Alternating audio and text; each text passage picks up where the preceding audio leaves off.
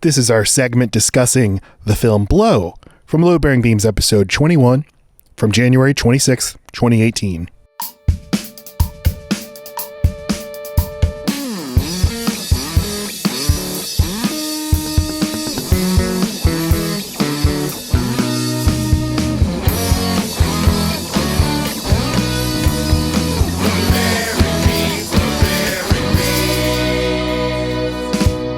Hello. This is Load Bearing Beams, the podcast where me and my wife talk about movies and relationships. That's our hook. Movies and relationships. Yeah. Ellipses, but mostly movies. Shut up. So, here's how it works. First of all, my name is Matt Stokes. And second of all, because I'm a little lady, my name is Lacey Roth. Damn straight. We are married to each other. And then in this podcast, each of us picks a movie that the other person hasn't seen. We watch it together and we discuss. Yes, but the movie has to have been something you would vouch for, and it's been years since you've seen it, so there's a chance you could be vouching for a pile of horse caca. Exactly. And that's what's fun about it. It's not fun. Every single episode, I feel like this sort of... Okay. We have some waffling. But, you know, fuck. The thing about it, though, is... I hate that we have to recap it every single time. No, but that's fine. It's fine. All right. It's a good concept. Great. I like the concept. We're stuck with it now. So, yeah, well, exactly. So, you know, the load-bearing beam here is a symbol, if you will. It holds up the load that is your cultural identity. And you might be a little prickly so there's been some varying degrees of this kind of thing. Certain movies I'm immediately embarrassed by when we start to watch them and realize very quickly that was not okay of me to like. But there's a really small sliver of a category where I am pissed if you make a face or laugh and I still feel the way I used to feel when I watched it. And I can't see that coming. That happened. I didn't know it was going to happen. I did not think that this was going to be one of those. I thought I was going to be so laid back. And like even like we watched it, I don't get why you would be so attached to it. Like I felt like my jokes were harmless. Hurting me again? I do not know. This was built on a fault line. This movie. That didn't make. I'm excited to talk about it then. Great. Your movie is Blow from 2001, the Johnny Depp vehicle about balloons? Blowing. Yeah, okay. Mm-hmm. And my movie is Watchmen, Zack Snyder's Watchmen from 2009, and we're going to talk about them. By the way, our normal episodes work like this, where Lacey picks a movie and I pick a movie and we discuss. We're also working in, usually every other week, an episode where we do a listener's choice. So last week we did our first listener's choice on The Lost Boys, and we've gotten very, very positive reception to that. So thank you, everybody. People think it was good. Grazie. So please keep sending in your suggestions. We have some good ideas, but we welcome your ideas and your feedback. And let's get to Blow. Pardon? Let's do Blow. Pardon my pardon.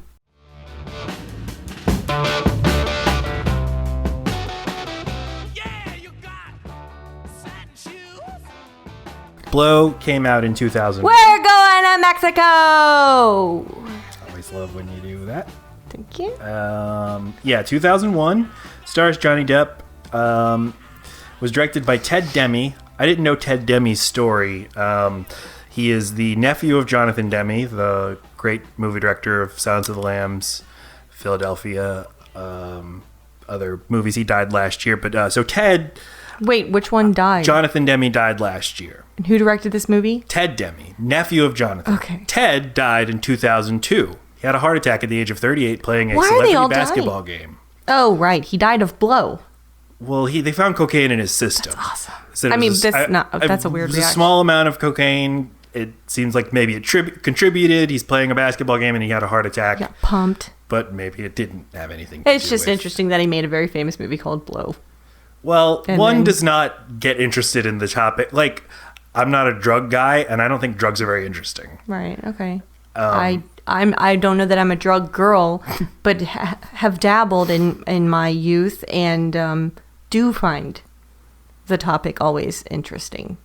I think what it does to a I think person. issues surrounding drugs are very interesting, but Well, like, then what? Oh, you I mean guess, like the buying and production selling of drugs? I don't think is like. Well, okay, so I don't I get guess the fetishization of drugs. Anyone who has had the experience of being nervous whether they were going to find a certain substance or not because it's not readily available on a store shelf would get a reaction to seeing it in bulk.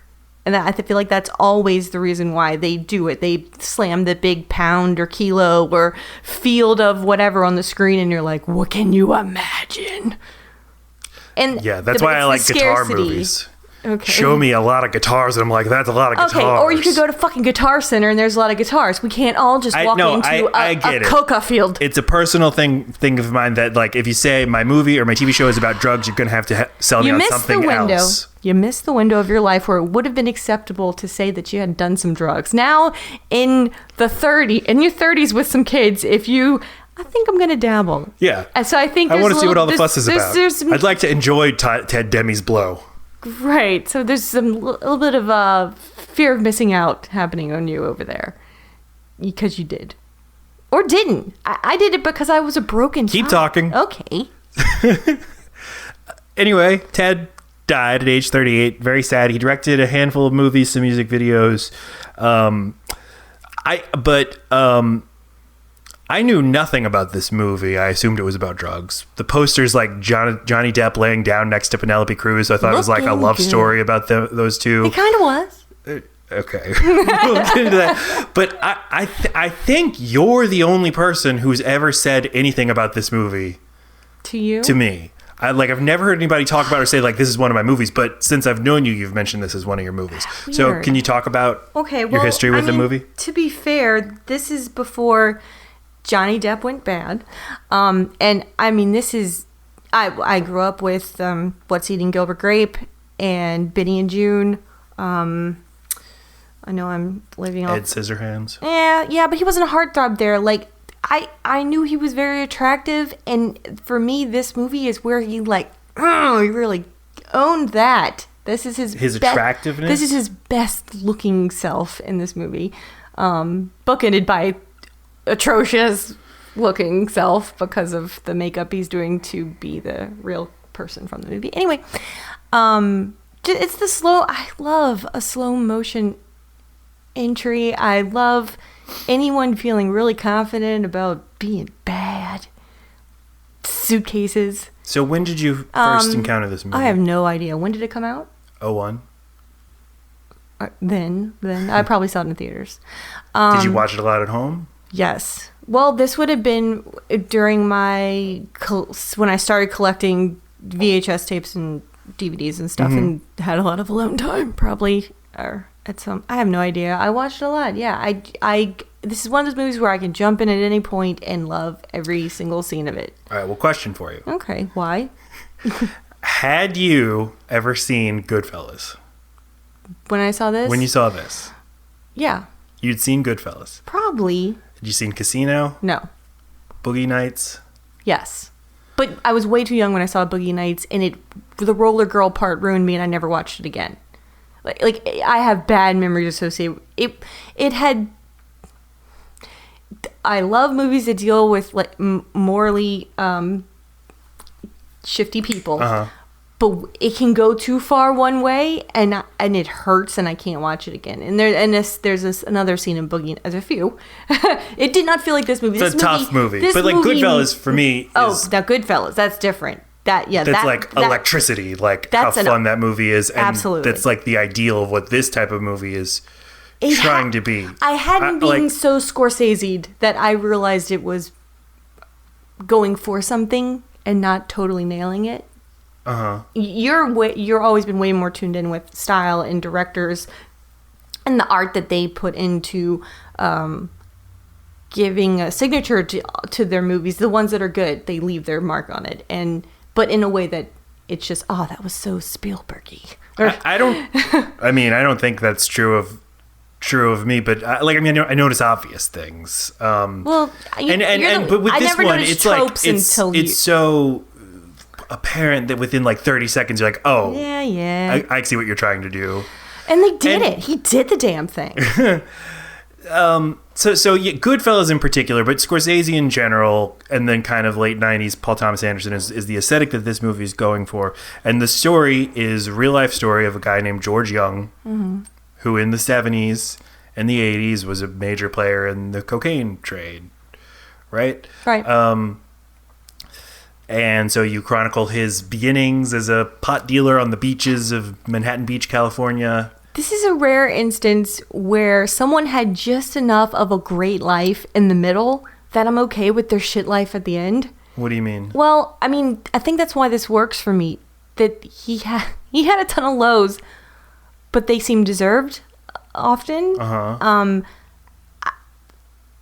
It had heavy things, but stayed light because his life looked freaking awesome a lot of the time. So it just was easier to take the down parts, and even those were fun to watch. I think because he has like a cocky confidence. I think that just reading about this guy in preparation for this podcast, I think the real life guy has that attitude about his life. Right, that and it's really based on how unflappable he seemed, and maybe it was just like a level of, maybe he just wasn't all that bright.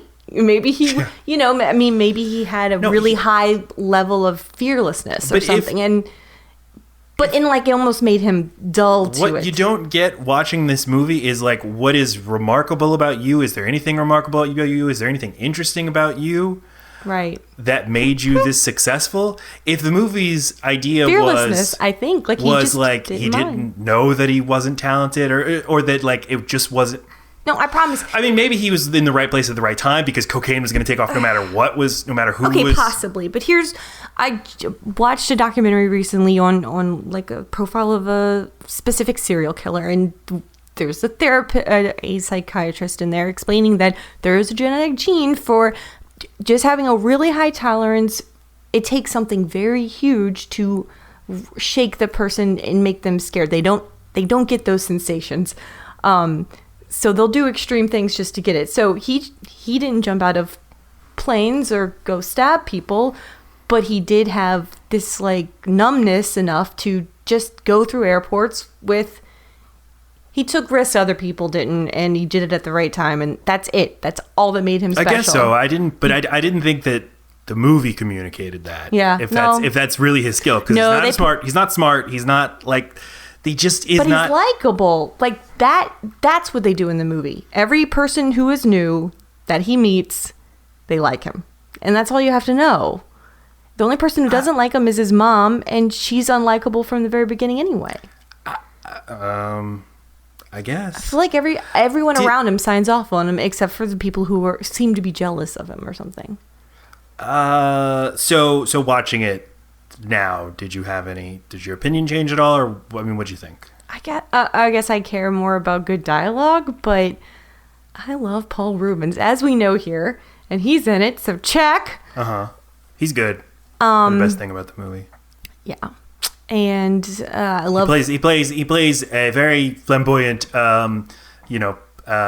middleman who Derek for real distributes the drugs to the customers in California. Right, and he also has a level of competence that is sewn in. They don't have to really go through it. It's just you give Derek something to do, and he does it right. Yeah, he does. Sort of exude competence and also flamboyance.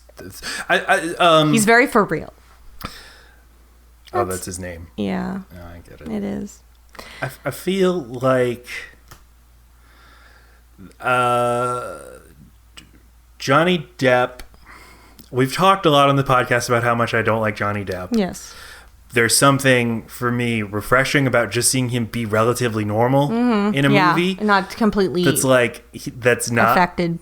You don't have any shtick. Although he does have, he has to mumble his Bob Dylan quote to the judge. And you just know Johnny Depp has such a big boner when he read that in the script. You just hear this on the table. The sound of his penis. And that's kind of how I feel about the movie in general. It's high. The movie's high. No. It has a boner for itself. Well, yes. I get that. I totally get what you're saying. But I have a boner at the same time, so we're having competing. I didn't think this was good.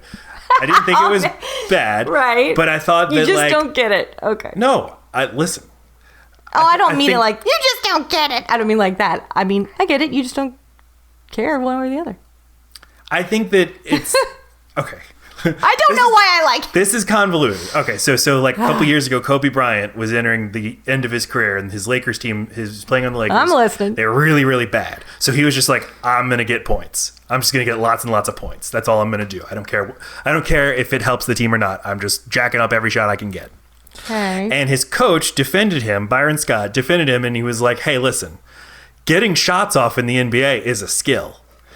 And he like explained that, like, you know, not anybody can just break free of a defender and put off a shot even if it's bad. And the point he was making was like, even the most rudimentary parts of professional basketball Are better than still involve so much skill that you can't even fathom how hard it is to shoot 50 times in a game. Okay. And I feel like I am sweating just listening to This this fucking movie- explanation. Okay. this movie at least can get off 50 shots. Like, Yeah, you can do the this basic movie is me. It's a volume shooter, and some of them land. Yes, this is why I like it. It has enough. It had a thing. has the talent to play in the league. It's just not gonna not do gonna- anything. Right. No, this is the movie version of me. No, you're a talent. No. You're a star. Oh my God, keep talking. You're Kobe Bryant when he was younger, not Oh. Kobe Bryant when he was old and shitty Oh, that's and why I thought shooting this- 50 times a game and missing mostly. But like, it has the competence to be a well-made movie, and Johnny Depp's not like good, but he's not. So it's just like, oh, this is nice to just watch you be like an actor who knows how to like knows where to look and who to talk to, and There you go. Like, Somebody's using their blocking. and like how to get blocking, yeah, and if a cover band's that would be the better analogy. Is if like Okay. you're covering Led Zeppelin, you You've didn't write already the song used this analogy on something. on this podcast. On this podcast, yes. So let's. On what? I don't think so, I think you did. because I just thought of it. No, I don't have that many thoughts. Okay. If you can cover a Led Zeppelin song, you didn't write it, but at least you have the talent to play the song. Right, then you So, still like, that is still talent. It's just not going to rise above the yeah. masses. Okay. You're like, this movie didn't invent any of the shit it's doing, but Fine, it's doing it but well it enough did that it. I'm not bored. There you go. So that's kind of my There you reaction go. to it. Penelope Cruz, yeah, fucking awesome. this is like one of the worst performances I've ever seen. So bad. Are you kidding me? I feel like she hides behind her accent. She's Why been. did you think it was bad? Wait, Are you kidding me? In this movie, Yeah. When do you think she's good? I'll need to compare it. Vicky Cristina Barcelona.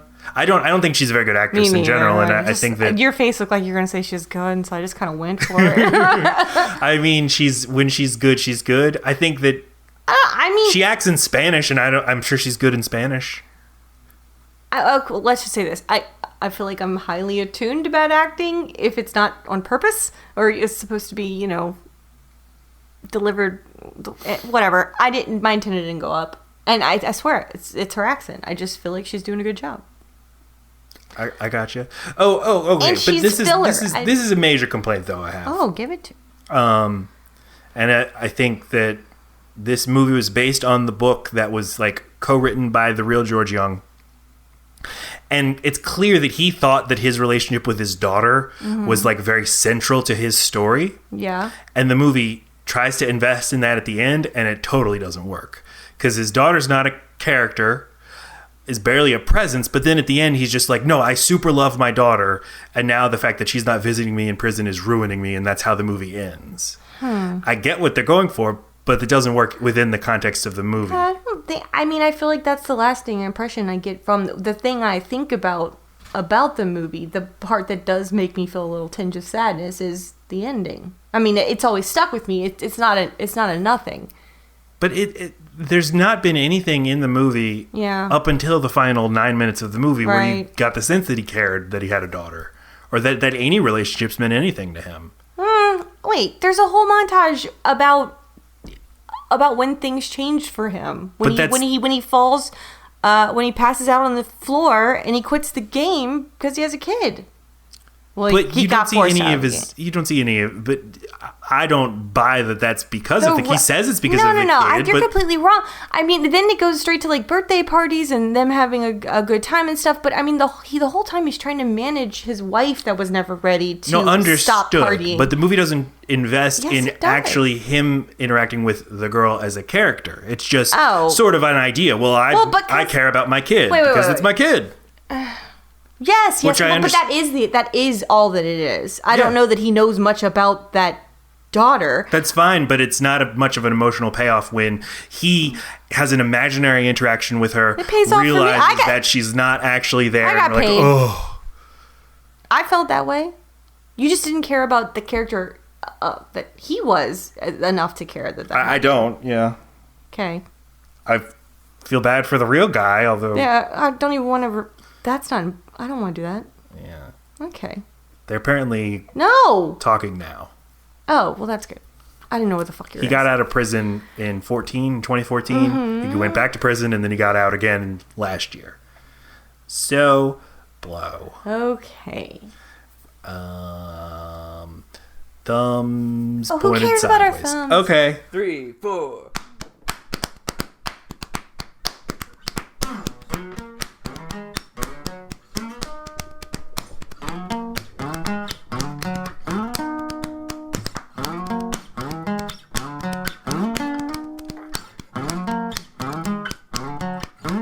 Everybody, love American Kings.